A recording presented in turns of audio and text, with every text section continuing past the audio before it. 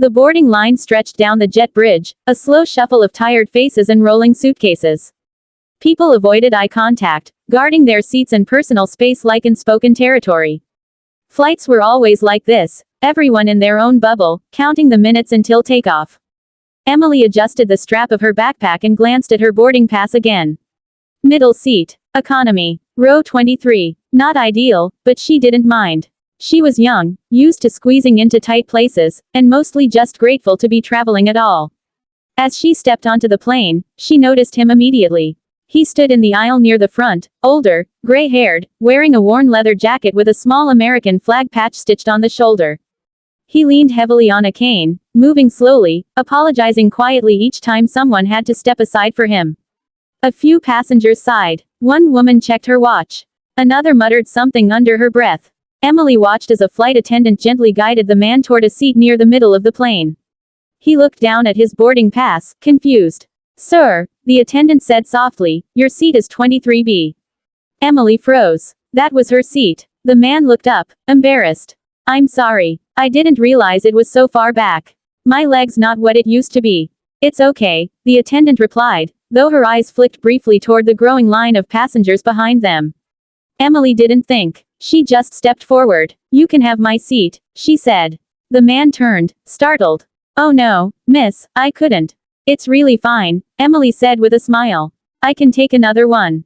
The flight attendant hesitated. "Ma'am, are you sure?" "Yes." They moved quickly before Emily could overthink it. The attendant escorted her toward the back of the plane, finding an empty seat near the last row. It wasn't comfortable, but Emily didn't mind. She stowed her bag and slid into the window seat, earbuds already in hand. As the plane finished boarding, she glanced up the aisle once more. The older man was settled now, hands folded over his cane, staring straight ahead. For a moment, their eyes met. He gave her a small nod. She nodded back. That should have been the end of it.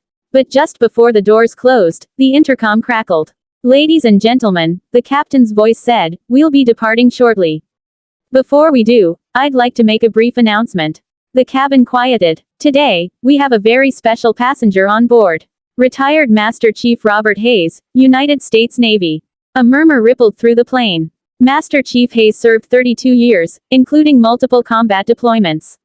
He is also the recipient of the Silver Star. People straightened. Heads turned. The captain continued, "There's something else you should know.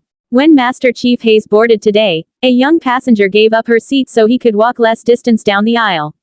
She did so quietly, without asking for recognition." Emily's heart started to pound. "Master Chief Hayes," the captain said, "would you mind standing, if you're able?" The man rose slowly, gripping his cane. The entire plane erupted into applause. Some people stood. Others wiped their eyes. Then the man lifted a hand, signaling for quiet. "I don't usually speak like this," he said, his voice steady but rough with age. "I've been thanked plenty in my life. I don't need more of that." He paused, eyes scanning the rows. "But that young lady didn't know who I was. She didn't do it for applause. She just saw someone who needed help." The flight attendant leaned down. "She's in the back, sir." Hayes nodded. "Miss," he called out. "Would you stand, please?" Emily hesitated, then slowly stood. Every face turned toward her. Heat rushed to her cheeks. "I've seen a lot of courage," Hayes said. "On ships. In deserts. In places most people never go. And I'll tell you this, quiet kindness like that is rarer than medals." He reached into his jacket and pulled out a small, folded cloth. With effort, he held it up. It was a carefully preserved military flag. "I carried this through my last deployment," he said. "I was saving it for someone worthy. Today, I found that person." The flight attendant took the flag and carried it down the aisle. When she placed it in Emily's hands, her fingers trembled.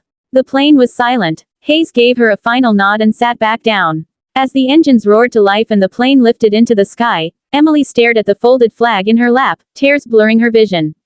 She hadn't done anything heroic. She hadn't planned to change anyone's day. She had just given up a seat.